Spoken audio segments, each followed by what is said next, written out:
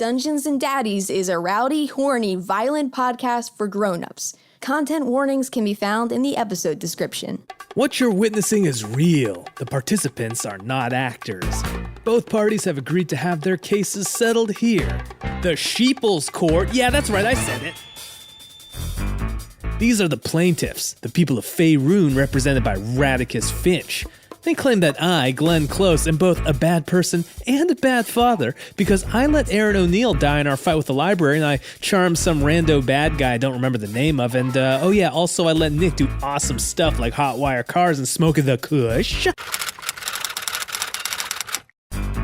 This is the defendant, me, Glenn Close. I say that I'm completely innocent of all these charges because the fundamental framework upon which the legal system is built is a fabricated construct, and as such, the institutions which govern these so-called laws have no power over any of us. And also, I'm sorry, is it a crime to not heal every single person in a fight? I've killed a lot of dudes here, and smoking weed and boosting cars fucking rules, and Glenn, nobody can tell me what to do. Please play the typewriter sound effect.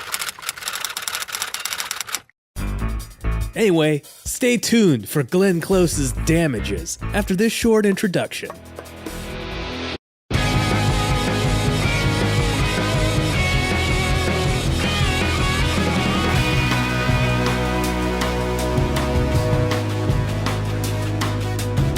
Welcome to Dungeons and Daddies, not a BDSM podcast, a thrilling courtroom drama and D&D podcast about four dads from our world flung into the Forgotten Realms in the quest to rescue their lost sons.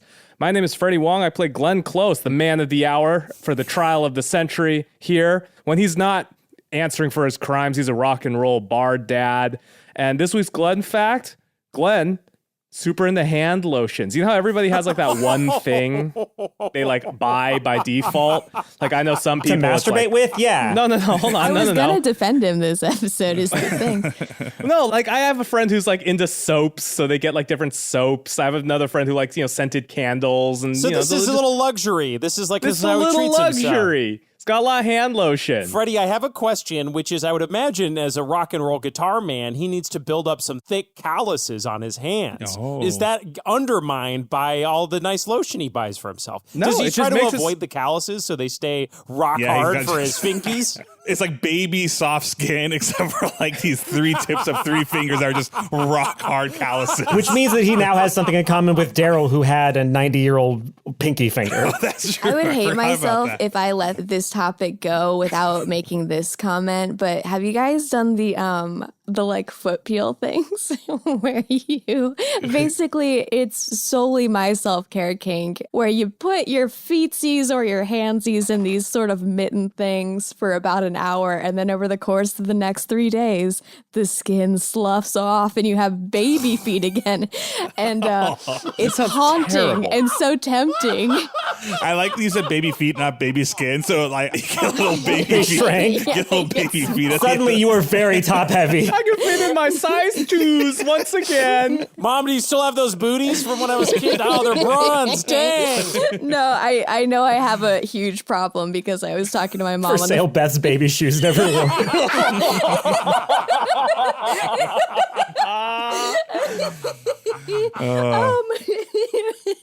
I know I have a huge problem because I was talking to my mom on the phone and I was like, I can't wait until the new year where I can slough my feet off again. I'm begging you to stop saying I'm so sorry. Episode after this one will be Beth's trial. Okay. I'm sorry. To answer your question, Will's Who hands are... cares anymore? We're on the feet thing now. And also, good hand care is good moisturizing. You gotta be, you don't want, just be, like, What take care of kills your me hands. is Freddie edits this, so I know all this bullshit's staying in.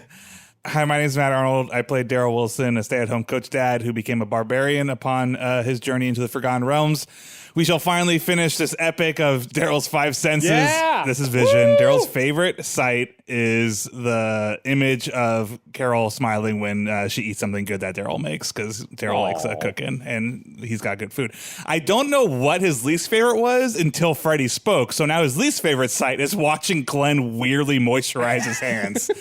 What is weird about moisturizing your hands? It's canon. The way Glenn does it is very odd. It's just very grotesque, and he's enjoying it too much. Yeah, he forms a fist, and then he like pumps each finger through the fist on the opposite hand, and then does it on the other side just for maximum coverage. Oh no! That's not even his least favorite anymore. His new least favorite is Beth's skin sloughing off.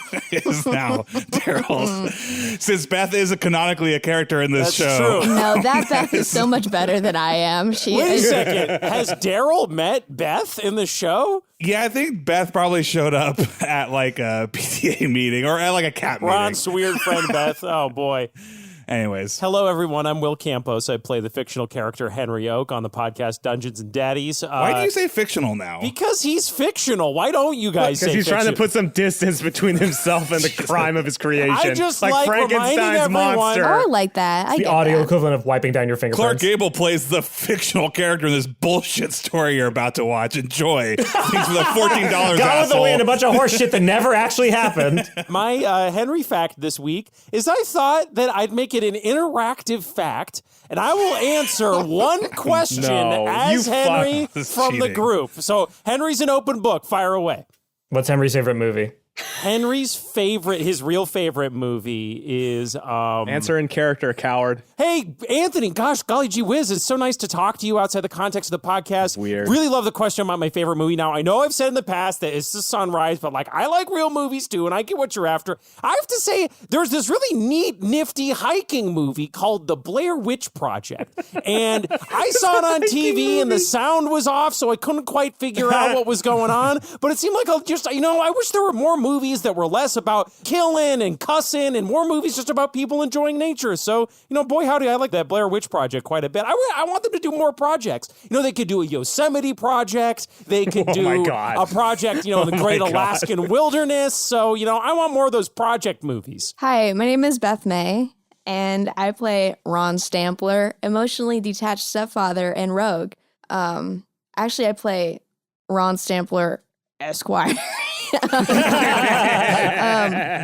Today's dad fact about Ron is a little insight directly from the last time we met Ron and his lawyering shenanigan ways. He's such a good lawyer. So these are a couple of notes from his legal pad from last week. Ooh. Crack tree through, greater good, roots from Aaron.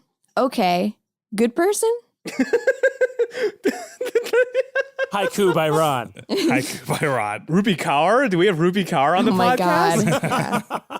The roots through the person. Oh man, I could go. Yeah, next week I'm going to do a full-on Rupi Kaur poem and you're all going to hate it. I'm Anthony Burch. I'm your daddy. And once again, it is my pleasure as my dad fact to introduce the voice and the brain behind Radicus Finch, your new favorite D&D character. Boo. Jenna Stieber. She's bad. No, eat Jenna's my ass. not Say welcome bad. to Jenna Stieber. Be nice to Jenna. Hey, Jenna. Hi, Jenna. Hi. Hello, everybody. I play Radicus Finch, and my Radicus Finch parent fact is that the species of mouse person that they are start off when they're born the size of mouse with proportionate bird wings so they can fly. And then as they get older, their bird wings don't grow with them. And so they have to get law degrees. It's real sad. That's better than any creature in Dungeons and Dragons. That's It really is. That's so Yeah. poignant. They have to get cream to slough off their wings so that so they good. have baby wings. God. Wait, I'm a little confused though. Jenna, just to make sure, is Radicus fictional? Oh, yeah, I'm sorry. I'm All so right. sorry. You're right. I don't want anybody to get confused. Radicus Finch is 100% nonfiction. Deal with it. Absolutely right.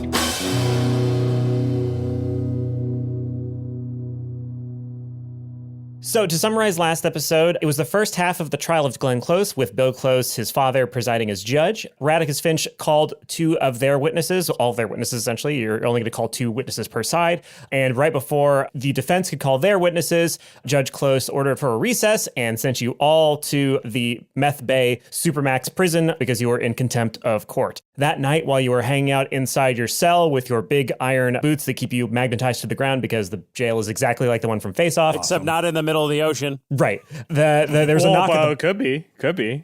Sure. Yeah, it is. Now it is. Now it is. It's also in the middle of the ocean. Nice. Just in case you wanted to do a cool escape, it's going to be even more difficult now. Oh, hold on really quick. What happened to all of our stuff? All of your stuff was taken from you when you went into contempt. It was forcibly removed from you and is now in the pile of civil forfeiture stuff that was at the courthouse. Oh, shit. Okay. Oh, all man, right. and we got to get our stuff back. But somebody came up to the bars, said they wanted to talk, and it turned out to be Bill Close saying that he was going to break y'all out. So Henry went up to the bars, and Bill says, hey, I need to talk to Glenn. I need to talk to my kid. What are you? Glenn, your dad's here. He says he's going to break us out. Oh, all but right. keep your Nice. voices down. This is like supposed to be a super maximum security facility, so I bet they got like listening devices and stuff. Just everyone keep this under their hats, okay? And I go, clong, clong, clong, clong.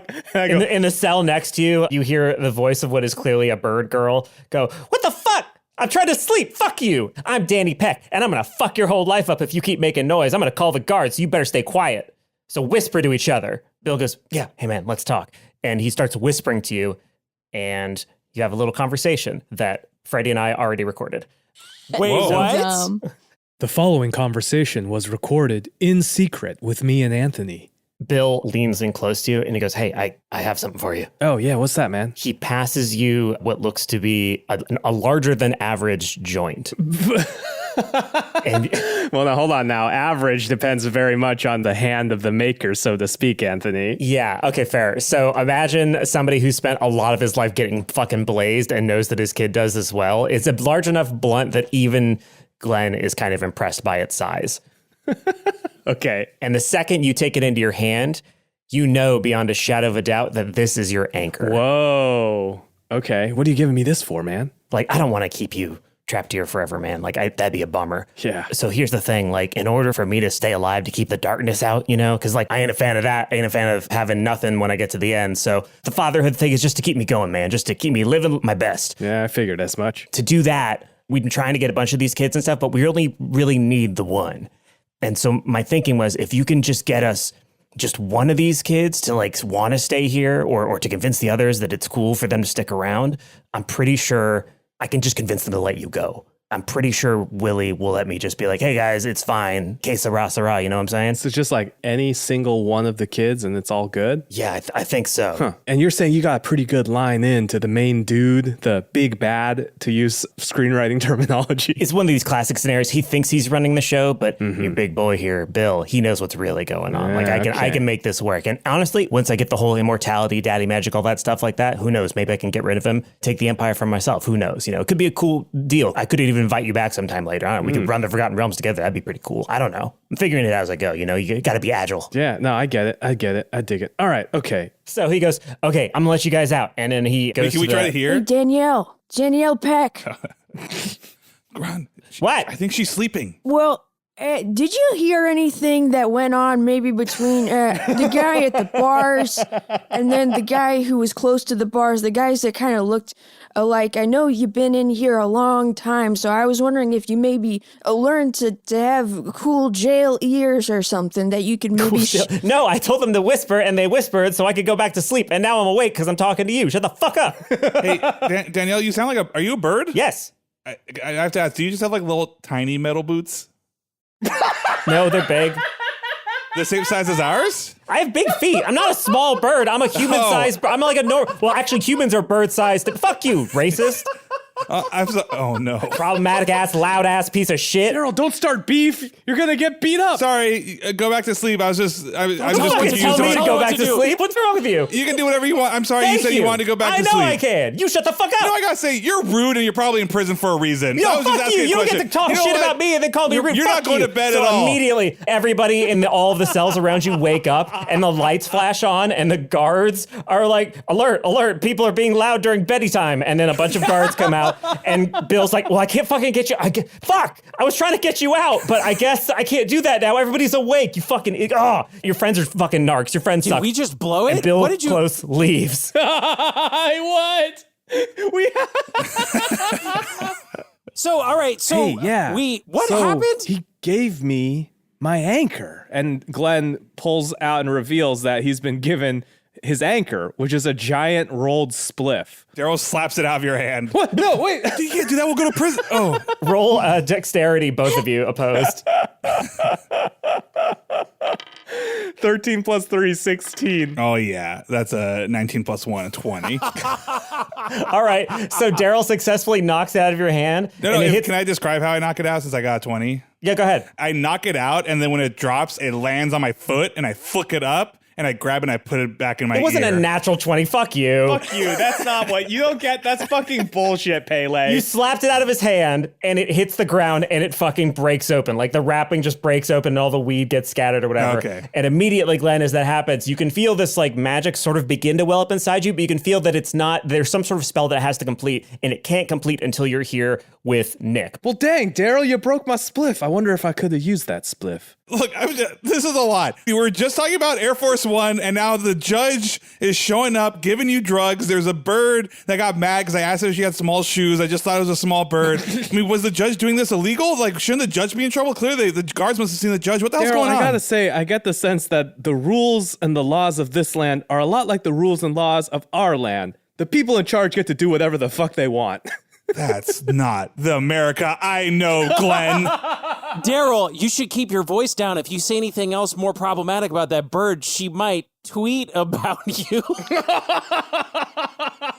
See, this is why I don't get. I feel like Henry says things like that, and nobody says that's a problem. But when I just had like a normal question. I was just making a silly bird joke because that's kind of what I do. Just to cut the You tension. hear a voice from the next cell go, oh yeah, nothing racist about making a joke about a group. That's the least problematic thing you can do. I'm Just so make a funny sorry. little joke about a group of people. That's totally not, y'all fuckers. Every person in that cell is an asshole. This whole time, Darryl is trying to re-roll this joint, and he's doing it very bad. He does not know how to do it, but he is trying to do it. Darryl's accidentally eaten half the joint trying to lick it.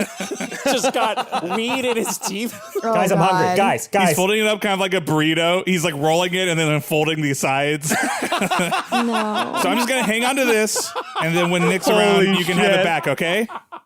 Anyway, I think the judge is on our side. I think we're going to be A-okay. Your dad wants to bust us out? What's that about? What did he say? I mean, this is just coming from him, but he was saying that there might be a deal that we could strike, but we do need to get out of here first. So is he, a deal with Willie or a deal to get us out of jail? What does he mean? Like, it sounds like they just need one kid. They just need... So we do you clone a mean? kid. What? Peyton! Where's Peyton? Peyton! What's up? Okay. We just always forget Peyton. Peyton is tattooing stuff onto his knuckles with a... Peyton. With a Sharpie, Nice. so he's not really tattooing himself. Yeah, he's not at all. tattooing. He's just sharpening them on there. And then one of them says pay and the other one says den. And he's got like smaller pictures of fists on the remaining letters on, Oh his, my on his God. fingers. Okay. For whatever thing they're doing, they just need one kid. Well, we're not going to that's give a him any of problem. our kids. Yeah, we're so not giving Well, any but of our here's the kids whole. all. But hear me out. It's hard to clone 4 kids, but what if we cloned 1 kid? I don't know What do you that mean they have clone? that Where's technology. cloning coming from? If cloning was the solution, we could have done this. You can't just be like, if we had a time machine, we could just do a time machine with 1 kid. What are you talking about, Glenn? What's a clone? Yeah, you're right. That's silly. There has been no time travel antics that have happened at any point during this adventure. You're right, Are you Darryl. getting sarcastic right now? No. What's the cloning? You said cloning. I just feel like there could be a possibility. I mean, they're moving souls into shells and stuff like Peyton over there. So that was basically the deal that he offered. Now, I know my dad well enough to know that he's always trying to pull some other angle on this sort of thing. So I don't necessarily fully trust him. I trust him about as far as the next few days goes, but hold on, I gotta sneeze. Go ahead, Glenn. That's fine. You can sneeze. Glenn, don't Bless you. sneeze. You're going to wake her up. Oh, that's a dad Who's sneeze. sneezing? Who the fuck is sneezing while I'm trying to sleep? We're sorry. All right. Bless Hold you. it in. Sneeze to your fucking elbow. Bless you too. Bless you. Hey, now I'm taking umbrage. Hey, some people sneeze louder than other people, okay? It's not a matter of wanting to be louder, drawing attention. So some people just sneeze louder, and I just your have to elbow sneeze muffles louder. it. It also stops you from spreading disease. You're a bunch of disease-spreading racists over there. Just, okay, so I don't mean to jump, because we should go sleep so we can go to court. I just want to understand, you're saying that Willie said they need 1 kid. No, and it my doesn't seem to dad matter. said Your dad said. that he could Sorry. probably just get away with one of the kids. And I didn't agree to anything in this Get deal away to because where? I don't know what they're doing. I don't know what your dad's doing. I don't know what any of this is all about. All I know is that I got a court date tomorrow, and I'm not taking my dad's deal because I'm not quite sure what his angle is. And once I figure out his angle, we can consider it. We can. Okay. Well, we'll. All right, everyone. We've got a big day in court tomorrow. We still need to figure out what witnesses we're going to call, but I'm going to think about it while I'm dreaming. Sometimes I get my best ideas when I sleep, and maybe we'll come up with who this next witness should be. We'll find out on the other side.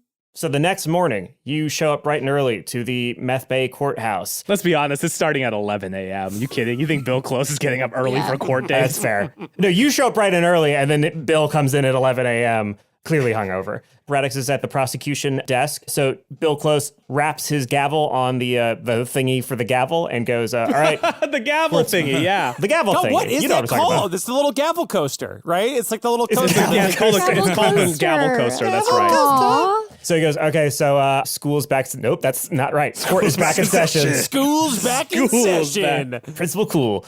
School's back. I said it again. Court is back in session. So defense, it's your witness. You have two witnesses. Hi, sir. I'm raising my hand. Yeah, well, you, the narc. Oh, okay. Can we call a mistrial? Yeah, go ahead. Go for it. Yeah, hey everybody. This judge tried to break us out and gave us drugs in prison. I feel like that's a pretty good reason for a mistrial. Radicus, it seems like you're pretty fair. You believe in the law. I feel like this would upset you as well, right? This is not the way things are supposed to run. Yeah, I think Radicus kind of shrugs because they know Bill close because they have to have them Bill as a judge a lot. So Okay. it's sort of like, it's a living. It's a living. It's a living. Your Honor, if that's a mistrial, let me introduce you to myself, Mr. Trial. I'm ready to go to court today and argue for my client. We are on the defense. Darryl slaps her on the back and is like so pumped at that pivot and turn of phrase. Ron, you're gonna kill it. You're gonna kill it today. Hopefully not, because I don't want to end up back in jail. So you do or do not wish to call for a mistrial? Well, I mean, I think it's pretty clear that nobody here seems to give, pardon my French, a crap. So, whatever. I just told you what happened, and you didn't flinch. Yeah, no, prove it. Go ahead and prove it right now. Oh, whoops, you can't. All right, so no mistrial. So, yeah, go ahead and call your first witness. Okay. One second, I'd like to confer with my legal team. Okay, so here's what I want to do. Guys, I want to get put up on the stand, and I look a little bit tired because I've been teaching Peyton a series of hand signals all night, which can communicate a series of words to him. This is a barred spell, which is an at-will cantrip called Message. Okay. The text is, I point a finger towards a creature within range and whisper a message. The target and only the target hears the message, and they can reply in a whisper that only I can hear. So I'm going to morph this spell into, I taught Peyton the secret series of hand signals the Close family has passed down to communicate with each other. It's like finger tutting. Yeah. Hidden in disguise in finger tutting is in fact a secret cipher that the Close family has used for generations. Don't say the Close family, because then clearly your dad would know Bill can it. see it. No, but he's he's over there and not looking. You know what I mean? You like, think he's not going to be looking at you when you're on the stand? I'm gonna block it. You know what I'm saying? I'm gonna lean over and my body will block it. You know what I'm saying? It's like you'll just look like you're tickling your belly? Yeah, could be. Far as he knows, could be anything. Doesn't matter because he doesn't see the communication. Could be anything. You're right. What message is it when you ball up your fist and then stick each of your fingers in it individually? That's the message of these fingers are parched. Thirsty fingies. Here's my point. I think Peyton should be a lawyer, but using this secret hand signal methodology, I can communicate to him all the questions that I want him to ask me. So you just want to do it all by yourself? Like, Ron and I were having a bunch of fun being your lawyers. Well, no, I want you guys to do that too, but then Peyton can fill in the gaps so that I can participate in my own Yeah, so if there's anything that you don't cover that he wanted to cover, he could just put it into my brain. Okay. Well, I guess that makes sense. I don't know what we could cover. Hey, Glenn, look, whatever, we can't change what's happened. Two things. One, I would prefer you not spending all night talking to Peyton without me hearing what you're telling him. No offense. I know that kind of points to why you're on trial here in the first place. I finger taught what a narc to Peyton. And number two, I definitely feel like you could have taught. I should have raised it better. You definitely could have taught Henry or Ron, your lawyers this. It probably would have been more useful. But again, the play's already been called. It is what it Your is. fingers aren't moist enough. This boy, my fingers are constantly moist. Okay, Peyton. All right. Well, Peyton, I'm sure you're gonna do a great job as a lawyer. You got your third chair now, buddy. I can sit back. I'll be fourth chair. Perfect. Fourth quarter Darryl. That's what I'm known Third chair, for. number one. I just want to talk about the shape of my case. Okay. So I thought about it last night, and I made some notes here. So they're getting me for being a bad person by saying that I let Aaron die in that fight. Again, I think our defense there is that was a fight and I did what I had to do and we all survived the fight and we defeated a great evil upon this land. So, net good. Harrelson, which I have a counter to that we didn't get to last time. Linkin Park DJ, self-explanatory. And then also that I killed a squirrel. The squirrel was rabid, clearly, and it was in self-defense. And then their points for me being a bad dad to Nick was that I allowed him to hotwire a car. Whatever. We were trying to get out there with our lives. Nick smoking pot, whatever. Like, I smoked pot when I was a kid too. Buying a drone for Christmas, whatever. I bought my dad gifts all the time. That's a common thing that Americans do. And also not taking Disneyland. You can't just yank a kid out of school to take him to Disneyland. Education's important. So yeah, this is great. This is fantastic. Bring up all of those things and I got ironclad defenses. What do you guys think we should cover? I want to, what's a positive case we can make for you, Glenn, as a father? I want to ask him on the stand, do you love your son, Yeah, I love Nick. What's the nicest thing you've done for Nick? Oh, yeah. He wanted to go get a massage chair from, the Sharper Image stores. He was coming to see one of my gigs and they had these massage chairs and I was like, yeah. So we got matching massage chairs. Okay. Okay. Yeah, we can work with that. Work with that? Yeah. Here's an easy one. He got in trouble at school once. I bailed him out. No problem. In the principal's office, I acted like, oh, hey, you can't do all that. And then afterwards, I was like, nah, it's all good. And we played hooky the rest of the day. Well, I think we can steer clear of that one. Is anything like emotionally, with your son, he had a really tough time and you helped him through it. He was really sad and you cheered him up, like that kind of thing. Yeah, I mean, he's a teenager and teenagers go through moody periods and I feel like I've always been there for him and I've always managed to turn the mood around and I don't understand where all this bad dad stuff came from. How can I be a bad dad? Hey, you guys ready or not? Okay. Yeah, I think we're fine. Yeah. Come on. Let's go. Let's do it. Yeah, We'll Your figure Honor. it out. Yeah, okay. Radicus would like to update the court that they have now seen Air Force One. Thank you, Evanescence, for lending me your copy. I'm now prepared to make any arguments in metaphor in reference to that movie. That's why Radicus is the best, ladies and gentlemen and non-binaries. What did I tell you? You guys are going to lose. Anyway, go ahead. Who are you calling? We call Glenn Close to the stand. Bill goes, all right, Glenn Close. And he slams the gavel down. A wave of purple energy comes out. Oh, you know what it is? And then when Glenn Close comes back, he's suddenly holding a copy of Highlights for Children because that was in the waiting room. And he's like, I swear to God, people find all the things already in these image searches. It's bullshit, man. Who's doing that? Who's even got a Sorry, pen? Glenn. It was I had a long week. Have you seen what Goofus did? Oh my God, that's the best. That's the best of them. This Goofus kid, man. He's one cool customer.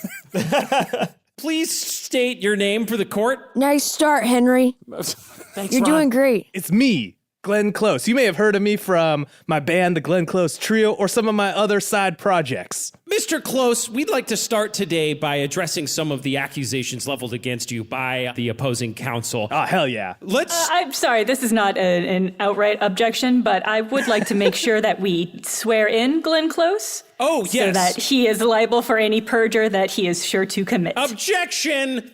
You can't just say that he's going to lie. You don't know that. Glenn holds his hand up. Who's going to smack it? And I high five, yeah. And then right before you can, I'm going to roll dexterity to do the thing where I run my hands through my hair and go, ooh. Glenn, what are you doing? Don't do that.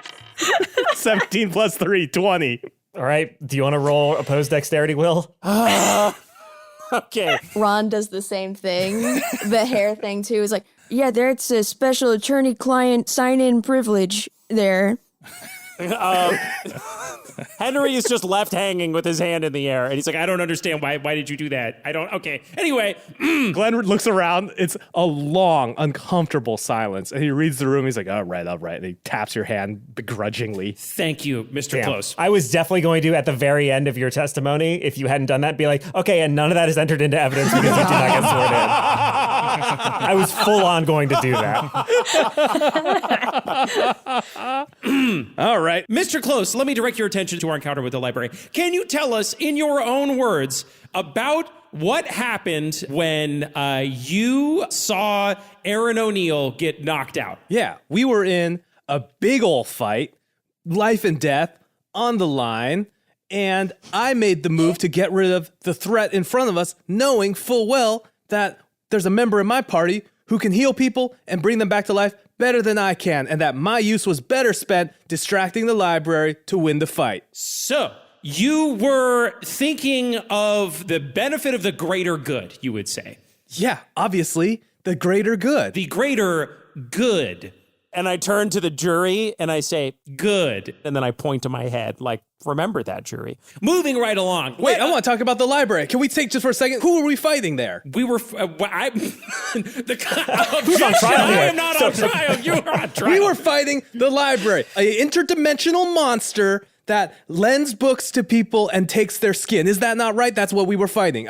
Yes, it's true, because I'm saying That's a good point. How did that fight go? we won that fight, as we do all of our fights. We won that fight, and would you say that we purged this land of a great and terrifying evil? Objection. That calls for speculation. The library is in good standing with this court, or was while it was alive. Hey, children! Interesting. Legally. Sustained. Do you think, Glenn, that a court which is in good standing with an eldritch child-eating monster should be capable of judging what the goodness and badness of a separate person? Do you think that Objection. The court is not on trial here. Withdrawn. Sustained. Withdrawn. Oh, he did it!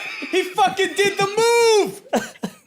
Let us now bring your attention to a separate incident. This would be our encounter with the water mice. Dad, is there like a rules lawyer that we can call in? A rules, and as he begins to say rules lawyer, you hear from behind you at the defense table, well, actually, I'm not a lawyer, but I can clarify some rules for you. Under a fedora that is being tipped so hard it is vibrating past the spectrum of visible light, you see, well, actually has been watching the whole proceed from the court. I've never been so relieved that Radicus is gender neutral and therefore cannot be miladied.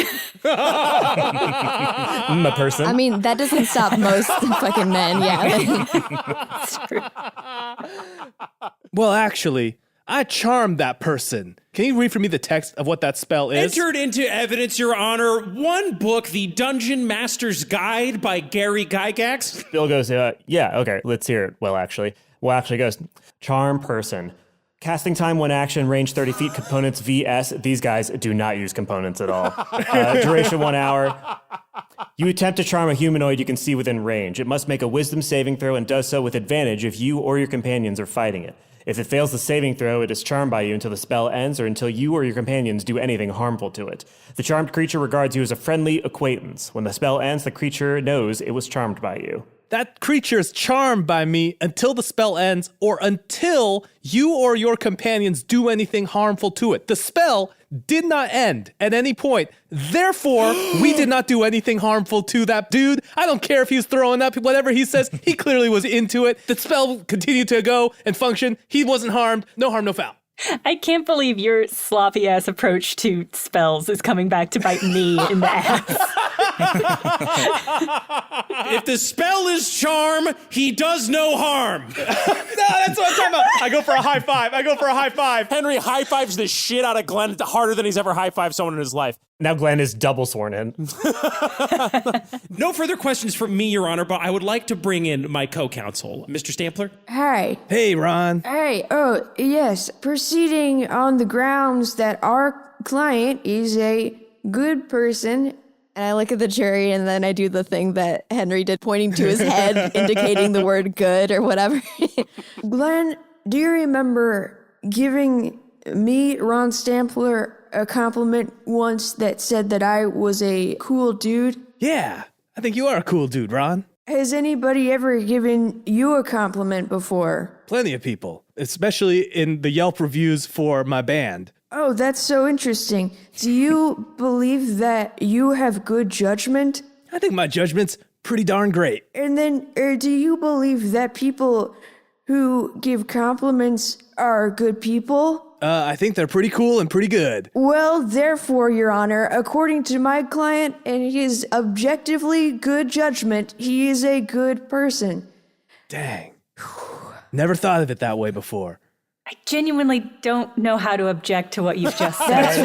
That's right, you don't, Radicus. You don't know how to object. Good job, Ron. There's no objection here. Hey, guys, can I ask Glenn a question? Sure, yeah. Sure, we've got this thing in the bag, I think. Yeah, you guys crushed it. This is Darryl Wilson, I guess 4th chair now. Peyton is over there as 3rd chair. Hey, Glenn. Yeah. So you and me, we both spent a week in the waiting room. And you informed me that, like myself, you were reading a certain magazine. What magazine was that? Oh, that would be Highlights for Children. Highlights for Children. Interesting. Were there any other magazines there that you could have been reading? There was an old golf magazine, but it seemed out of date. Now, if I remember correctly, Highlights for Children, their main mission statement is helping children become their best selves through publishing content and creating experiences that engage, delight, and foster joyful learning. So like myself, I believe that you had a week to prepare for this round. What did you do? You read a magazine specifically designed to help children, which you yourself have.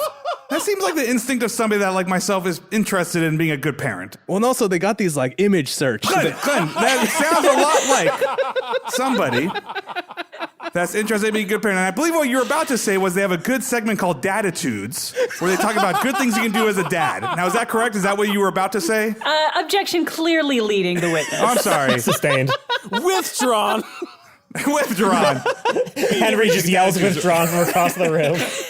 But I would like to put into evidence all issues of Highlights Children's Magazine that you have in your waiting room so that the jury themselves can see the good quality information that magazine has that Glenn was clearly reading during the week while he prepped for this case. Thank you very much. All right, Matt, since you're the piece of shit that introduced this, if you can find me a PDF of a full issue of Highlights magazine, My goodness. I will send that to the jurors Discord and they can review it. Okay, I'm going to find some.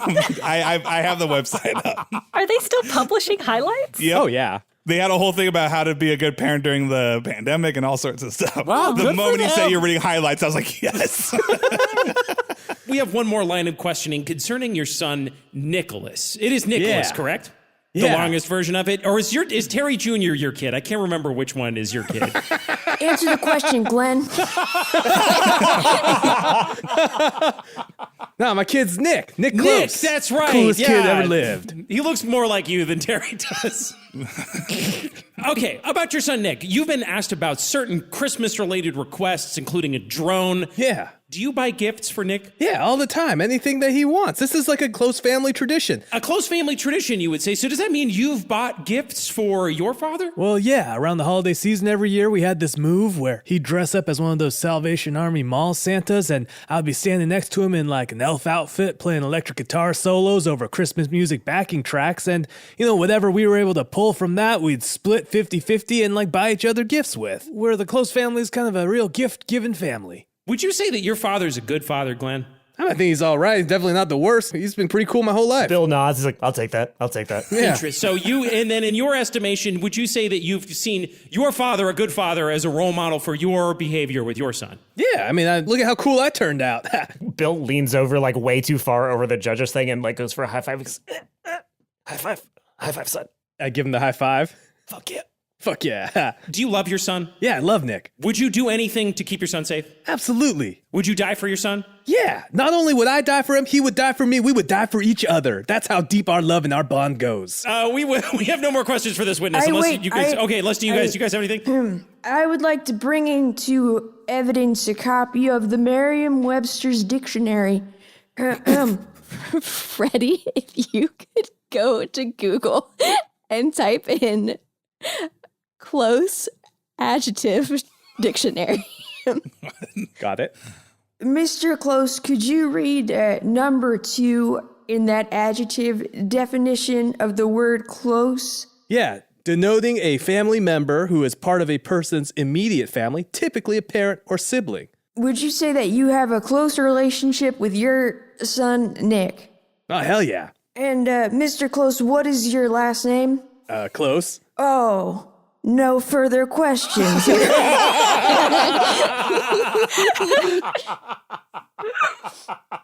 I'm really proud of this whole team. Bill hears you say, he's like, are you sure? I hand signaled to Payton to be like, ask me if I killed the squirrel in self-defense. Just one more question, if you please, Your Honor, before we go to cross, if I may. And he steps out from the defense bench. He has robes that are way too long. Well, I was thinking that he was wearing like a suit, but only the top because he didn't expect he was going to have to stand up. So he's just wearing like, he's got like a suit jacket and a shirt and a tie, but just like jorts.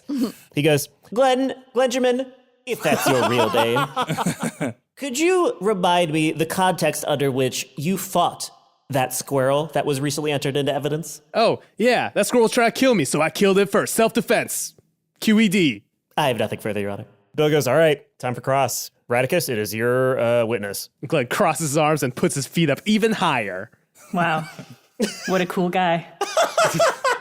Thank you. Sustained. I think we can all agree. Sustained. Glenn Close is a cool guy. Unfortunately, I'm now going to enter that into evidence for the defense as an argument. That's fair. I mean, we're not arguing today whether or not Glenn is a cool guy. Clearly, if Win we that were, case. I would lose. But what we are arguing today is if he's a good person and a good father. You claim that you knew there was another member of your party who could bring Aaron back to life. Somebody who is better than healing at you. I believe that there was people on your team who were better at healing. They weren't near Aaron, of course, when she fell. You were. Uh-huh. Who on your team could bring Aaron back to life? The tree man, Henry. Your Honor, motion to make my official nickname Tree Man.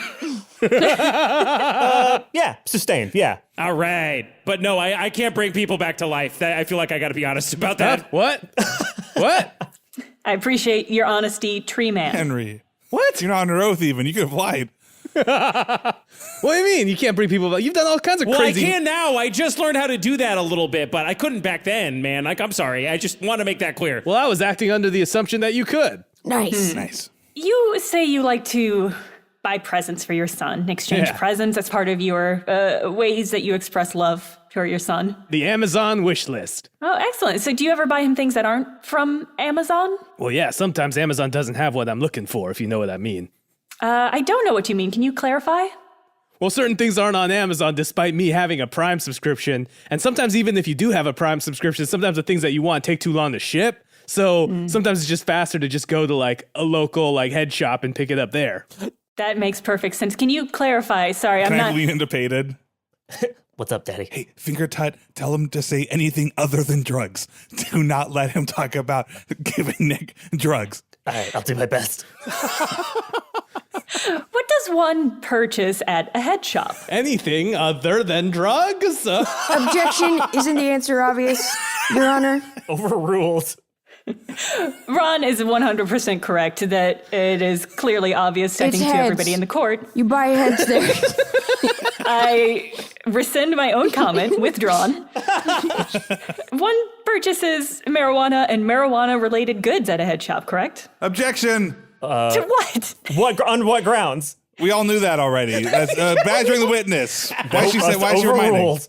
I'm afraid you're going to have to answer that question. So you buy things at a head shop. Yeah, you can buy all kinds of cool stuff at the head shop. You can get beverages, you can get drinks, you can get like Beverages and drinks. like gum, candies. Heads. No, you can't actually Objection. get heads. Actually, Objection. Are you objecting to your own client? No objection. I feel like the lawyers have to know what is being said. And hi, Darryl does not know what head shop is. I'm confused. Ron's saying it sells heads, and you're saying it sells drugs. What's a head shop? Feels like Well Actually is here to answer this one.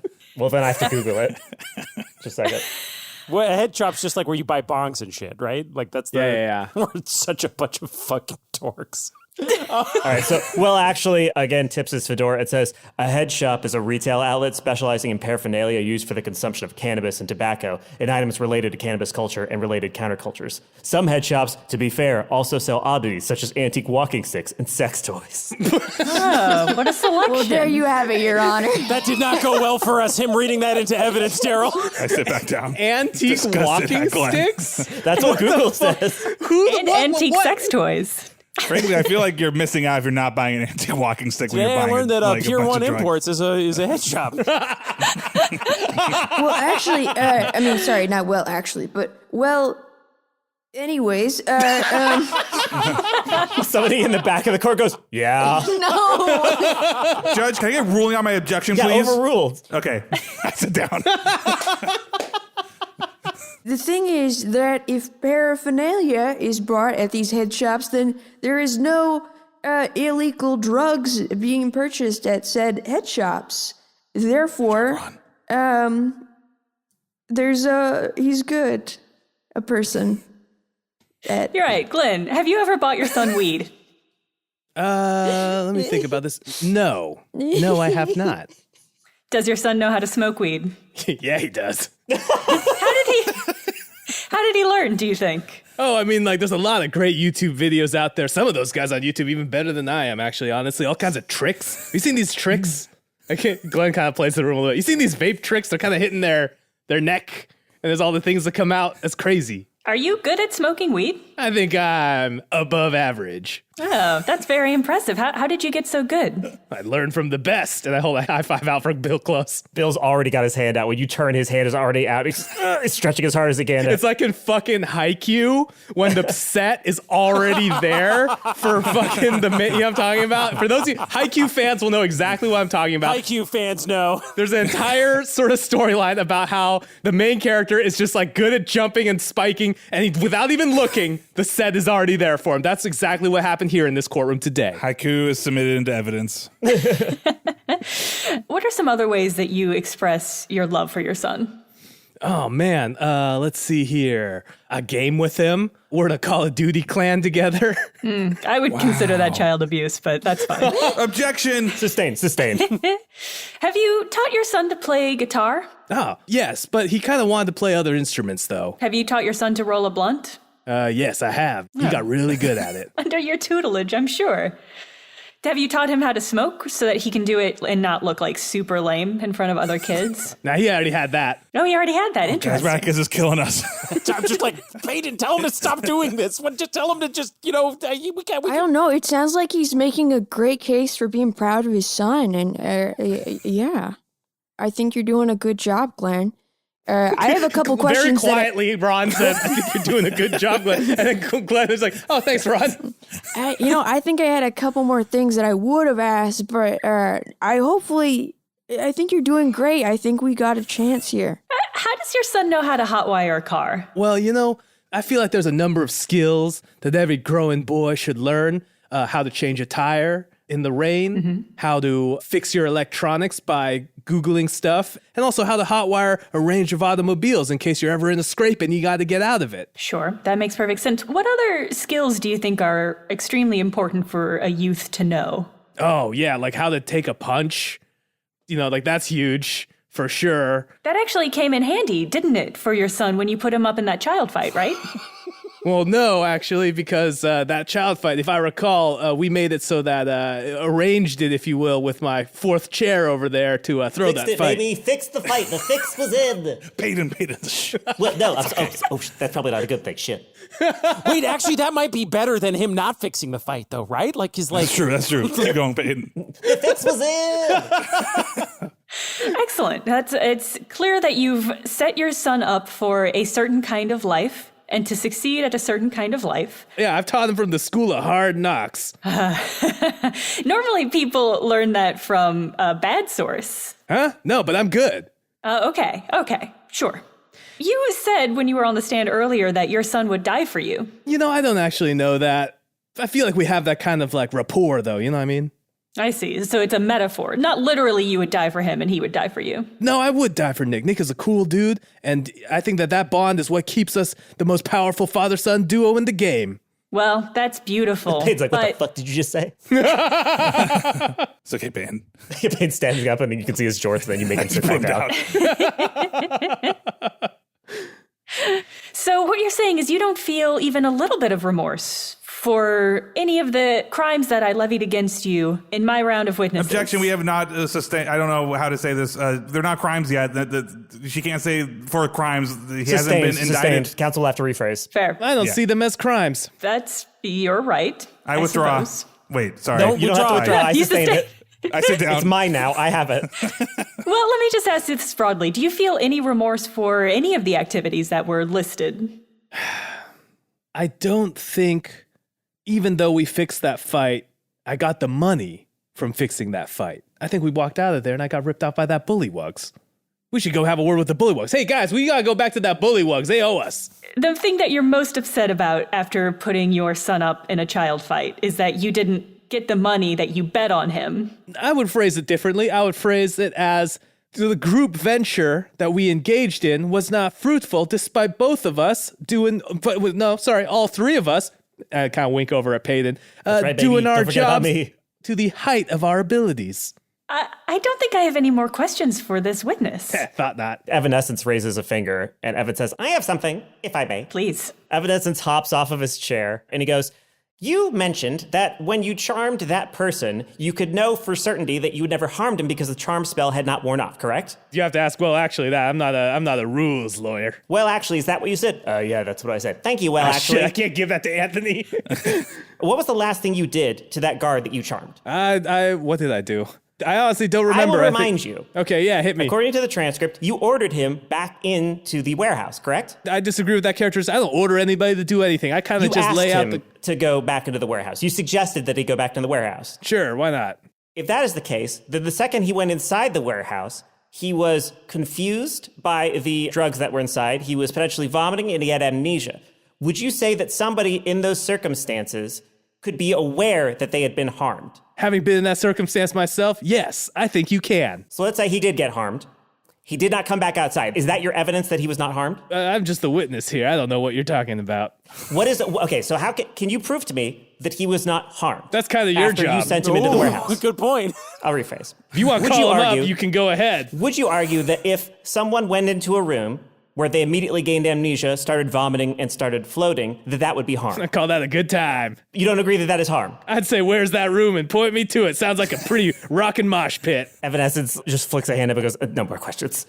And goes back to the... I know, right? This guy's just what are you even doing with him? My goodness. Oh, my God. I think we're doing really Objection. well, though. Can the jury strike that? They're commenting on our... It's not even really stonewalling. It's more like a jelly wall where you just hit it and like some stuff gets through it, he just takes it and gives it back to you worse than you gave it. It's slimy and comes back. Hello, I would like to redirect. Yeah, go ahead, redirect. Redirect to ask a few more questions to this witness. All right.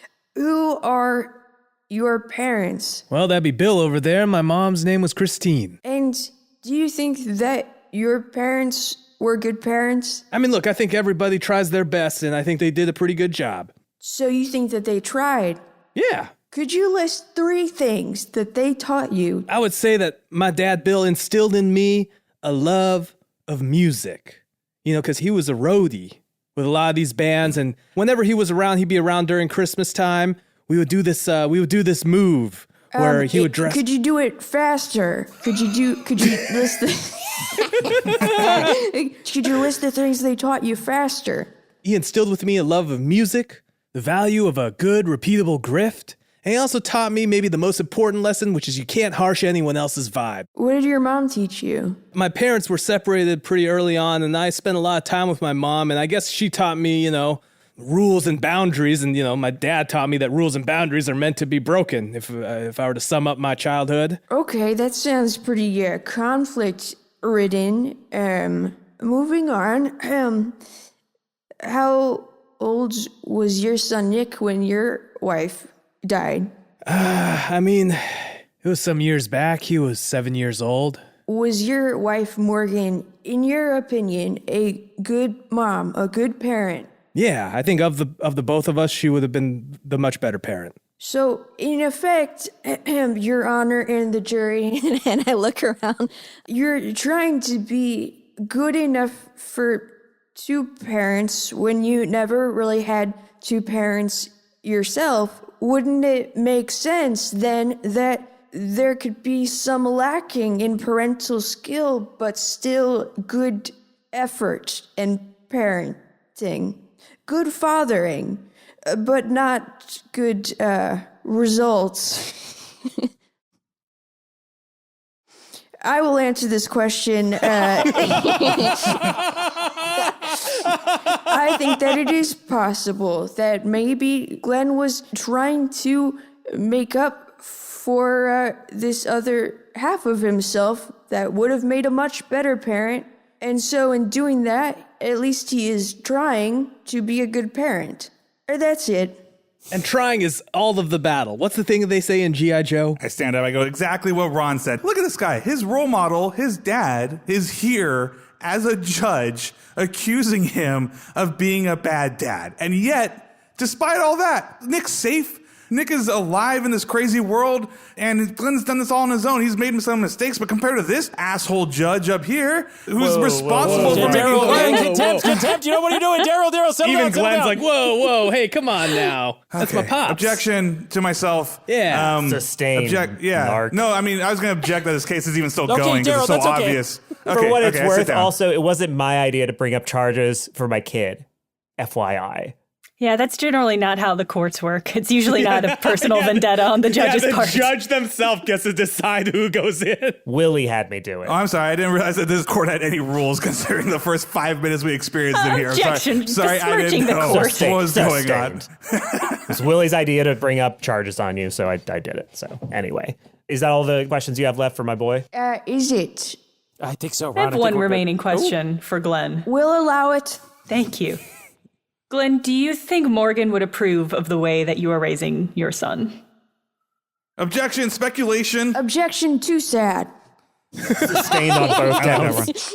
This is maybe the one thing that actually has made Glenn kind of deep into himself think for a second and kind of not answer. He has not answered this, and he sort of is just sort of staring off into the distance here, reminiscing. I won a moral victory. Second objection, just cheap shot. Wow, rude.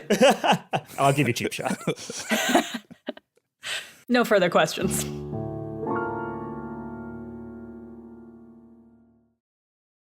Witness is dismissed, and he slams the gavel down again, and Glenn again goes through the portal for a week, and then goes back to the fucking table. He has another copy of Highlights for Children. He's like, this one too, man. This fucking bullshit. Okay, guys, that went, I think, pretty well for us. Yeah. It seems like the only thing left to establish is that Nick is happy and likes Glenn. And I feel like if we can do that, we can all go home, right? This feels like the easiest adventure yet. This feels like no problem. Henry, don't say that. Every time you say that, the opposite happens. I don't think I've ever said that. I don't think that can be proven in this court or any. But Oh, great. Now he's turned into a legal don't beagle. make me charge you, Henry. so Objection. I don't like it when my dads fight. Sustained. All I was going to say is, how do we know if we bring Nick into the court? Like, are they going to steal Nick? That's my only worry here. Can we maybe get like a sworn affidavit that, they're not going to steal Nick? Or is there like something we can secure, with Nick to make sure that doesn't happen? Is there some way to do that, you guys think? We like to bring the attention to the court that we're concerned about bringing a certain witness because somebody of the court, mainly the judge, the good judge, the highest authority, you're honored, no shade thrown to you. Just we believe that somebody of this court will try to steal our witness, as has been threatened multiple times. Oh, you think I'm going to steal Nick again? Yeah, I mean, you've said you want to. Okay, yeah, no, you got me there. I have experienced a certain thing called a blood pact. I think you should do a blood pact saying that you will not steal Nick or allow any harm to come to Nick or in any way take Nick away from Glenn while we are in this court or any point thereafter. Well, we'll come up with like the exact legal language to make sure there's no shenanigans because let's be honest. Darryl, you're the lawyer. You're the one who has to come up with the legal language. Yeah, we'll come up. I'm saying we'll come up with it, but we'll do a blood pact. I think Okay, a blood pact no, would make I us can feel do. safe. I can do a blood pact. So here's the blood pact. While court is in session, I will do nothing to Nick, verbally, physically, kidnappingly, that Nick or the dads, being you guys, do not consent to for the duration of the trial. And you may not do it, but you can't be part of the Or conspiracy. any Nor agents. by inaction may I allow that to happen, nor Okay. can I by conspiracy or allyship or anything like that allow that to happen. Okay, as long as Okay. Well actually notarizes it, I'm fine with that. Great. So Bill reaches out his hand, slices it with a knife. One of you is going to have to shake hands with him. I'll shake hands I've on already that. done this. I don't want to do it. Oh, wait, I'll do it. And then I'm going to do the thingy where you like brush your hair back. So he tries to go for your hand. You brush your hair back, and he goes, "Oh, good one." I like Good that one. Ron slices his hand open first and then does it and it just winds up with Yes, a you have blood blood streak in your hair. That'd be so badass. Also, like, I feel like I'm pretty sure the Ron that I play in my head is bald. And I think the idea of him having like a red stripe sort of down the middle. It's like Braveheart. Like Wilson Yeah. from fucking Castaway. So he goes, "All right, Glenn, give me your hand. Let's do this." All right, let's do it. All right, cuts you open. You both bleed onto a piece of parchment. Will actually looks it over and he says, "This looks well tight, actually." Well tight. No, this looks pretty watertight, actually. Actually, the phrase is watertight. Well, actually. He starts to vibrate. His whole body just starts to tremor. He explodes. You kill him. Damn. He explodes like the T-1000, but the hat is left, and then like the T-1000, he reforms under the hat. So he stamps it with a Watchman smiley face stamp I'm dead. and then hands it to Glenn. The defense calls Nick Close to the stand. He slams his gavel down, wave of purple. Ah! And Nick Close comes yelling as he gets pulled in to the courtroom. The doors fly open. Your son is like, "This is awesome!" And then he sits down in the witness chair. All right. Now look at this happy kid. Hey, Nick, you look like a happy kid. That's all. Bye. Wait, why am I saying bye? I'm nervous. Further. No, just kidding. I What sit is he down. doing? Nothing further. Nick immediately puts his feet up and he goes, "Hey, Dad, what's up?" Hey, how's it going? Sorry about no highlights for children in the waiting room over there. I took them all. Don't worry, they were all filled out. I wouldn't want to read highlights for children anyway. I want to read highlights for adults. No, yeah.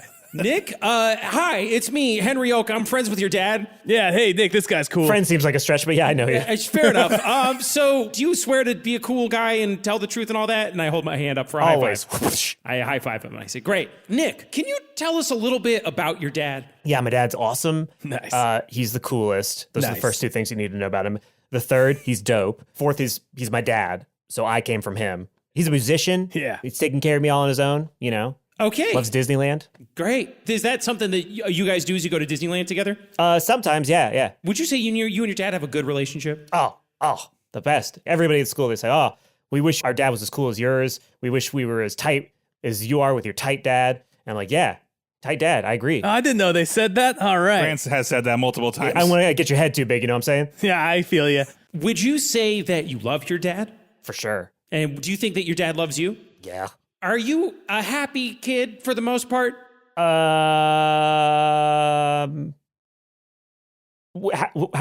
happy? What are we talking about happy? What Moving do you on mean to by the next happy? question.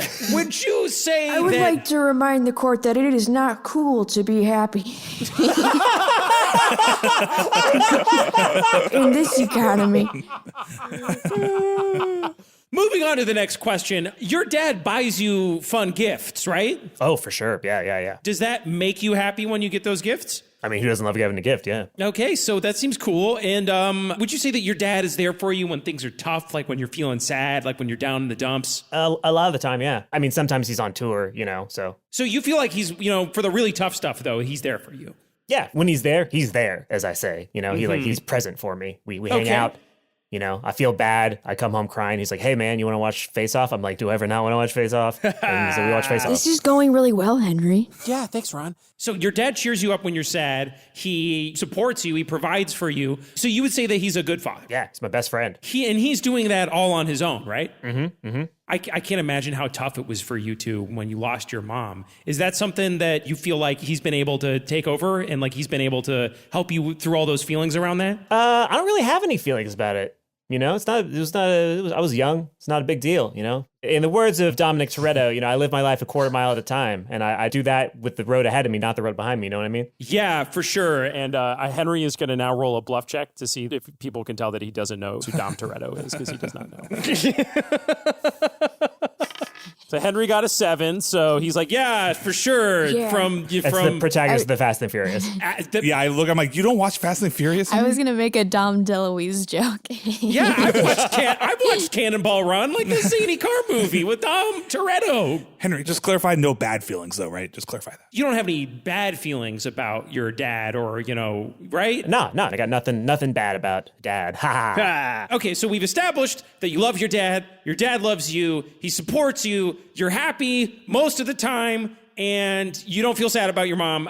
Okay, that's it for me, guys. I give the floor to my co-counsels. Nick, do you think that your dad should be allowed to not be killed or put in labor for the rest of his life, or whatever the punishment was gonna be for this if he was guilty? Good one, Ron. Yeah, that's good. Which is not. My take on it is you can't punish a guy for a crime he doesn't get caught doing. And if there's anybody good at not getting caught doing crimes, it's going to be my dad. Finger guns just like fucking through the roof. It's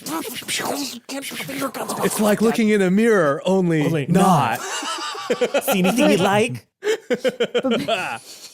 But basically, yeah, you don't want that to happen to your dad, right? No, of course not. Okay, right. Okay, well, I've wrapped this up as you said to do, Henry. I'll have one question, and before Glenn here, a great dad that he is going to close this thing out. Are there video games in this world, Judge? In this world? Yeah. No. unfortunately. Damn, guys. We could have blamed it on video games instead of bad parenting. Well, there's video games in our world. Oh, that's true. So there's, that might be really Are complicated. you a gamer, son? Do you play video games? Would you say that you are, as of now, winning, son? Oh my goodness. I'm part of a Destiny clan. I'm part of a Call of Duty clan. Yeah, I'm pretty good at games. I'm not a Fortnite guy. That's more Grant's thing. But yeah, no, I pop some headies in my time. Sorry, what? All right, we'll see how this goes. We can always appeal if we need to and blame video games. That usually works. Hey, Nick, they said that it's a crime that I go to Disneyland while you're at school. Now, let me ask you a question real quick. When are the lines at Disneyland the shortest? When I'm at school. Yeah, exactly. And do I ever get you, like, some stuff? I've got some cool Galaxy's Edge stuff. Yeah. You like Star Wars, right? Yeah, who doesn't? Yeah. Yeah. Objection leading, and also I don't know what any of this is. Sustained. How do you feel about Disneyland? Am I under oath? And Bill looks at me and goes, yeah. Nick goes, I don't love Disneyland. I'm not a big Disney guy. Wait, really? Yeah, I didn't want to harsh your buzz. Oh. I'm more of a Universal Studios kind of, like, I like Harry. Wait, I don't like Harry what? Potter anymore. But Objection, badgering the witness. Wait, hold on. No. What? Say that again. Objection. Overruled. All overruled. I like Universal Studios. The T2, the 3D Universal experience. Studios? There's the fucking Mummy place ride. where there's a Jurassic... Wait, hold on. Whoa, Jurassic slow Park. It's down. like Splash Mountain, but better because it's got dinosaurs. What do you want me to tell you? I'm you Your sorry. Honor, You while like they were Jurassic- fighting, Hold on, I would man, like you're their telling me voices to fade out Universal while I Studios explain versus that the true sign of love is to vehemently disagree with another person and yet still be related to them. And I feel like as they are arguing while I'm making this argument, that is what they show. A true love that transcends the theme parks, therefore proving unequivocally that Glenn is truly a DILF of Disneyland, and that is a dedicated, involved, loving father who prefers Disneyland. Wait. You're telling me that you like animatronic dinosaurs over the critters on Splash Mountain, Nick? I'm just saying, if they fought, the dinosaurs would win every time. Also, they were replacing that Glenn because that was problematic It's, even real 20 problematic. years ago. Don't Remember you get every in time on we this, went when I was Darryl? young, I was like, what movie is this from? And you're like, and it's like, that's so weird that it's still been there this whole time. There's a giant minion over Universal Studios. Dad, I really like the Minions. Oh my god. Move to strike. No. Move to strike. Glenn, we gotta go. Okay, we have no more questions for this witness. No, I have questions. No. The defense rests. You like pulling him away from the witness stand? Wait, hold on. Glenn, What? do you want your kid? Glenn, do you want to get out of here? Then stop being a fucking jackass, moron. You're yelling at your kid about an amusement park. Who gives a shit, you colossal dumbass? Shut the fuck up. Well, he's just been... Glenn sits down and starts scribbling furiously on a piece of paper. In fact, he starts scribbling furiously in between finger tuts to Nick with just like minions, ? Minions? And Nick finger set like minions, period, minions. Nick finger tuts back, banana. Can I put into evidence that really cute moment between Glenn and Nick right there where they're both finger tutting? And that seemed really cute. That seemed like a thing good dad does. Everybody see that in court? Sure, I can put that in evidence, yeah. Cool. That was pretty cool. They have a secret secret language. That's nice. I wish me and Rand had a secret language. I could read it, though, and it wasn't that sweet. So Bill says, all right, Radicus, you're witness. Let's just let everybody take a deep breath after that heated argument. You come into this courtroom ready to hash things out, but sometimes it just gets so angry. Objection. So we're all just gonna... I don't know. What's the objection, Henry? That felt rude. Objection, mean. And I wasn't angry. I'm just so surprised. I don't even know what to... It's just like my whole world's collapsing around me right now. That's okay. We withdraw our objection. Your dad's pretty cool, right, Nick? I think that understates it. He's very cool. He's a very cool guy. Do you wish you were cool like your dad? Oh, very much so. Yeah. How do you get cool like your dad is? I mean, you got to be good at playing guitar. You got to be good at talking to other people. Got to be charming. Got to be funny, quick with a joke. You got to be good at doing stuff without getting caught. You gotta get the apple freeze in Cars Land. I'm not a big Cars guy, but they got the apple freeze, and that's really Gotta good. have my bowl, gotta have cereal. It's Friday. Do you have to be a good person, do you think? I don't know what you mean. That's fair. Would you do some things that you wouldn't normally do otherwise because you want to be cool like your dad? I think the big reason that my dad and I get along is because all the stuff that I want to do is stuff that he wants to do, you know? So I don't quite, I mean, when we go to Disneyland, sometimes I want to go to like Universal. And sometimes when, you know, Glenn's like, hey, let's just chill out and watch Face Off, I want to like go into my room and like be alone and stuff. But like, it's not an all the time thing. Yeah, no, but it's easier just to do what Glenn likes. I mean, yeah, it's what friendship's about, right? You know, you hang out with your friends need you, so, you know, you chill. I never wanted to harsh my dad's buzz, so, you know, we hang out, and he doesn't harsh my buzz. It's a good thing we got going. Guys, I don't like where Sure, this I is mean, going. he is your father, not your friend. He's both. He's my father friend. He's my FF. He's my BFFF. Would you ever, say, smoke weed or fight somebody who is way bigger than you are if your dad asked you to? Because it would make you a cool guy. Oh, for sure. Everybody at school, you say, thinks you have a cool dad. Oh, yeah, they love him. But you know, you don't have to feel that way. Objection. This lawyer is telling people how to feel. Yeah, I'll sustain that. I can't imagine you want to say anything bad about your dad. So let's talk about you. It's just been you and your dad for kind of a while now. Yep, since I was 7, so about 5 years. Has that been lonely for you? I mean, not when when I'm with him. When I'm with him, it's cool. Like, everything's cool, everything's chill. Are you left alone very often? A fair amount. He's got to do some gigs, got to keep food on the table. So yeah, sometimes I'm making dinner by myself for weeks at a time. But that's normal. That's how we do. It's how the close boys do. How much of the year would you say you actually spend with your father? So I'm definitely with Glenn for about 7-8 months of the year. Once we get into that sort of Halloween-y, Thanksgiving-y, Christmassy, It just New keeps Year's-y moving back season. every year. I keep saying that. It keeps getting further and further we back. say It it used to every be just time. at Thanksgiving. Now it's at Objection! Halloween. That's one of those things people say to make small talk, but if you look at the data, it's not really true. It pretty much always is. Once Halloween's done, it's Christmas time, and it's been that way for a really long time. Sorry, I just needed to get that off my chest. Withdrawn. Nick, do you ever wish you could spend the holidays with your dad? Oh, all the time. Yeah, for sure. Would you want him to give up his music if that meant you got to spend more time with him? I mean, I feel like his music means a whole lot to him. I don't think I would ask him to do that. That's a very sweet thing for you to say, even though you are his child, so shouldn't he be trying to accommodate you sometimes, don't you think? Objection. That's a bad court thingy. You can't say that. That's just his opinion. It would be he's not an expert in parenting. He's a child. I'm asking about his personal needs and wants. I'm going to go ahead and overrule that. Damn. So go ahead and ask that question again, because I think that Nick forgot what you were saying. Do you ever feel like your father gives things up for you or is accommodating for your needs and your desires? I don't know. I don't know a whole lot about what he has to give up or really anything. Cause like, again, RE, the whole no bad vibes kind of deal. Like, Right. We're cool dudes who hang out as much as we can. Sometimes I need stuff, but I don't really feel like, you know, he needs to know about that. So I don't tell him, and he probably needs stuff and doesn't tell me. We're like cool bros, and we don't want to make it weird, you know? So if he has stuff that he could give up to make my life easier, I guess I wouldn't know about it, because, like, you know, we got that cool bro shield between us. I mean, sometimes other people harsh your buzz, right? Oh yeah, all the time. Yeah, you're like, World's full of haters. yeah, absolutely. Then they bring you down and they make you feel bad. Sometimes they hurt you. Do you feel when you have those experiences that you have somebody you can talk to about how you're feeling? No. But you have somebody you can hang out with and have fun Yeah, with. and that's better.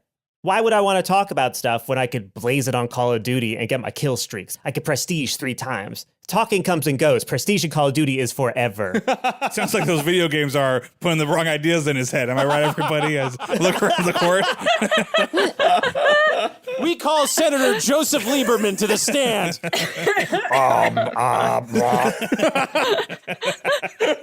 Good impression. Wow, my God, the political humor. On this season of Politically Incorrect in 2002. Nick, do you think fun is all that you need in life? Glenn's shaking his head up and down like, yeah, obviously. Yeah, obviously. Do you ever wish you had somebody to talk to?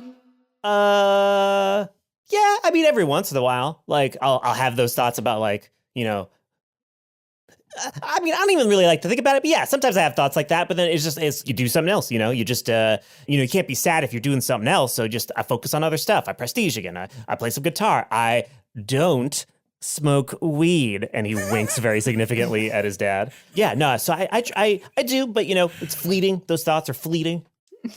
This has made me so depressed and sad for Nick. I'm like struggling to bring the hammer home. I just want to give this poor kid a hug. Objection. If they want Nick to have somebody to talk to so bad, why don't they talk to him themselves? I don't think I am. Yeah, I'm gonna withdraw that.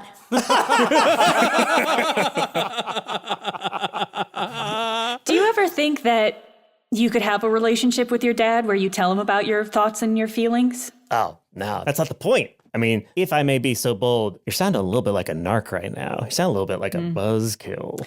I am a prosecutor, so yes. Ooh, there. Oh, jeez. Oh, yeah. You know what? This whole thing just clicked for me. Narc. I plead the fifth. Shit. I should have pleaded the fifth from the beginning. Plead the fifth. Retroactive fifth. No more questions. Glenn pumps his fist like, yes, nailed it. Nick points his finger back at his dad, extremely happy that they're not talking about the Universal Studios thing anymore. So Bill goes, all right, this is your last witness. Do you have any redirect questions? Yeah, one redirect question. Nick, am I a good dad? Yeah. No further questions. I think we got this one, guys. Okay, I think I know how to handle this in our close. Okay, yeah. It is time for closing arguments. First of all, I'm going to go ahead and dismiss the witness, and he slams his gavel down again. And Nick goes, oh, by the way, fuck all y'all haters! And he flips everybody off as he flies through the sky and heads back in the direction that he came into another off-screen adventure with Walter and the boys. The judge goes, okay, so first on closing statements is the prosecution. Gentlemen and ladies and agendered members of the jury, I was brought here for a very simple task today, and that was to prove that Glenn Close was a bad father and a bad person. There's some overlap between those two, I would argue, and I would argue that you've seen quite a few statements, some of them from Glenn's own mouth, proving that he is a bad person and a bad father. His own son refers to him as a friend, not a father. We've seen him commit crimes over and over again. He's a smoke-wielding, hot wire carring degenerate that should be taken off the streets. And Nick, that poor, sweet young boy, Nick needs somebody who can take care of him, who will listen when he talks, who won't just run roughshod over his feelings, who won't yell at him in a public court of law because of a simple disagreement. Nick deserves better. And so do the people of this country. I rest my case. Well done. All right, Henry. Henry gets up and straightens an imaginary tie and shuffles some papers, and he walks up and says to the jury, When I first met Glenn, I'll be honest, I didn't like him that much. I still don't think you kind of like me. I'll be honest, I still don't like Glenn that much. Yeah, that's what I thought. Glenn is annoying and kind of irresponsible. He's a little dumb. Cool. You know, I try to be an open-minded person. I try not to judge people, but I think with Glenn, I struggle with that the most. Dang. Narc on my own team. I think we've seen a lot of sides of Glenn today, and he's a complicated man. And I believe that we've seen good things in addition to bad things. I think we've seen a father who's willing to risk his life, not just for his son, but for my son. I've seen Glenn put his life on the line for my son, and that complicates my picture of Glenn. I've seen Glenn charge into battle. I've seen Glenn stand up for what's right. And I've seen Glenn do some stuff that really drives me crazy. I think he's a complicated man. Do I think that Glenn is a great father? No. I think mostly he's a mediocre father. But I'll ask you this. Is there a law against being a mediocre father? Is Glenn on trial for being mediocre? No. Is Glenn bad? Absolutely not. You know who's bad? My dad. You know who's bad? Ron's dad. You know who's bad? Glenn's dad, probably. No offense, Your Honor. But none taken. This is a man who's trying. Let's consider just for a moment what would happen to Nick if he was taken away from this man who loves him, who he loves, who supports him financially, who takes care of him, who is his friend. And that's not a term that I choose to denigrate being a friend. Could Glenn be a better father? Yes. Could he be a better friend to his son? No, I don't think so. But what do we think would happen to Nick if he was taken away from Glenn? Glenn, his father, would be trapped in this world forever. He would be separated from this person who he loves. That would bring him inconceivable trauma. We already know that the poor boy is still processing his feelings over the death of his mother. Imagine what the trauma of losing his father would do on top of that. So when you go to that jury booth or voting booth or whatever you do with the jury in this world, I want you to think about a man who is trying to be a good man. I want you to think about what will happen to this good son if his father is taken away from him. And I want you to acquit Glenn Close of being a bad father and a bad person, because he is a good person and he is an okay father. I rest my case. Ron starts the What a monologue! Slow clap. And we try and get other people. I'm going to roll persuasion to persuade the court to slow clap. Yes, do it. 10 plus 11, 21. Slowly, the rest of the audience, the rest of the court starts to clap along with you. And then even Radicus starts to do it. Evanescence is standing on the top of his chair. I mean, he's going away. And then Glenn stands up. I want to use this distraction as an excuse to kind of like stumble over to the pile of loot where our stuff is and try and retrieve one item. Give me a slide. I would say it's disadvantaged because it's like in front of everybody, but they're also clapping. So That's like, why the I feel like clapping was happening. That breaks even then. Yeah, give me a slide advantage. 15 plus 5, 20. All right, you can take one item. As everyone's kind of If slow you grab clapping. your gun right now, I'm going to fucking lose my mind. No, I don't think I find my gun. Over the course of everyone's slow clapping, I like stand up and I try and rile up the crowd. And then my natural rock star charisma kind of gets people into a low thrum, a low murmur. And during this distracted sort of moment, I sidle over to it and I slide the rolling pin up my sleeve. Okay. The magical rolling pin. As the entire court is clapping along with you, all these hardened criminals and stuff, and even the jury, immediately Bill's like, the jury can't Danielle clap. Stop Peck it. in her cage with her wings. Yeah, Danielle Peck's like, you know what? I changed my mind. You won me over. It cuts to Danielle Peck, and then you hear like the sound of the court through the bars, and it's like, you hear that? The sound of justice. I like to think she actually is a really small bird, and she's just insecure and was lying to us. There's that cage. This is when we finally see her. Just lifting weights in front And of a her picture of a attitude huge suddenly bird. makes sense now. Yeah, now the whole attitude makes sense. So Bill slams his gavel down on the gavel coaster, and he goes, all right, order. Here's what's going to happen now. Everybody's going to go back to the Beth May Supermax while the jury deliberates. Once the jury figures out what's going to happen, you'll either be convicted or not. And if you're convicted, then we'll move on to sentencing. But for now, Bill Close says, raising his gavel one final time, court is adjourned.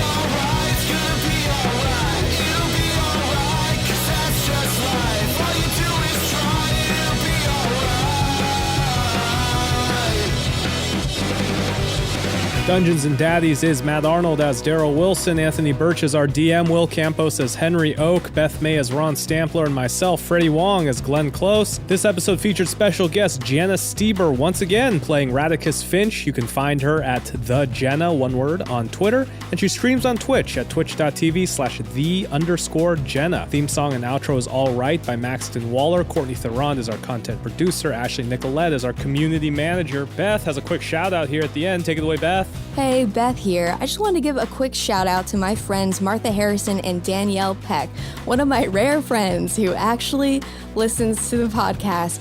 I just want to say that I love you guys, and Danielle, I hope that you get well soon. You guys mean so much to me, and I'm thinking about you. And so is the whole podcast crew now, because we're all family. I want to throw a quick special thanks out to all the Patreon supporters who helped us out for these past 2 episodes by compiling a list of Glenn Close crimes that Jenna and Anthony were able to cross-reference in their preparations. They were working for the man, but you know, we're all here to just have a good time, so I can let that slide just this once. So thank you to Agniti, Bell, Biblioreca or Christy, Cassie, Chris Remogado, Gustav Albino Boa, Isaiah, Katie, Shersti, Maya, Matthew, Melissa, Nikki, Noel, Nyquid Driver, Osama, Rebecca Mooney, and Ren. These folks were drawn from our ranks of Patreon supporters, all of whom who would not hesitate for 1 second to testify against Glenn. These moral pillars pillars of society include among them folks like Charlie Kaiser, Everett Ethan J., Amber S., William Kammer, Dragan Boskovich, Stephen Wheeler, Javier Davila, Kendra Hennis, Loco Pie 89, Irish Then High, John Luke Horiski, Michael Gritz, Darth Witz, Mackenzie Kusenberger, Jake Tidmarsh, Lady Bear, Todd Forsyth, Edie Deagle, Brian Ferguson, and Tyson Olson. Thank you all so much. You can find bonus content on our Patreon, like a Walter Payton bonus one-shot, as well as uncut episodes, an after-episode chat show called Talking Dad, and so much more. That's at patreon.com/Dungeons and Daddies. For all you merch hounds out there, we got a slew of new merch, including a new sticker pack with the West Rock Elementary Doodlers bumper sticker, new pins, and everything is going to be OAK poster. Check it all out at store.dftba.com or our website, dungeonsanddaddies.com. And just a quick heads up, the stuff that's in stock, we recommend ordering by December 1st to get there by the holidays. The stuff that's on pre-order is going to show up after the holidays. So, treat it like a second Christmas. You can follow us on Twitter at Dungeons and Dads. Reddit.com/rdungeonsanddaddies is our subreddit. Thank you so much for listening. The next episode is December 8th. And by the way, if you play Destiny 2, look up Doodlers. That's the name of our clan. The tag is BDSM. I need your light, Guardian. It's like a dragon. There was a time when you could read between the lines. They never brought you down. Never brought you down. Problematic, Matt. You put the Matt in problematic. Oh, man. What a dunk. Matt, how are you going to live after that dunk?